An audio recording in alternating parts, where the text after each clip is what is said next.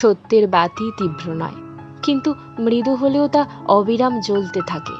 মিথ্যার বাতি কিন্তু হঠাৎ দপ করে জ্বলে ওঠে এবং তার স্থায়িত্ব হয় ক্ষণিকের। কম সময়ের এই উপস্থিতির মাধ্যমে সে জানান দেয় যেন সত্যের চেয়েও বহুগুণ প্রতাপ, ক্ষমতা আর পরিধি আছে তার।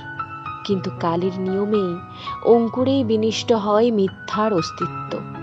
সত্যের বাতি কিন্তু সমান দীপ্তিতে জ্বলতেই থাকে, হয় না কোনো আকস্মিক পরিবর্তন। বস্তুত সত্য মিথ্যার এই বিচার খুবই জটিল।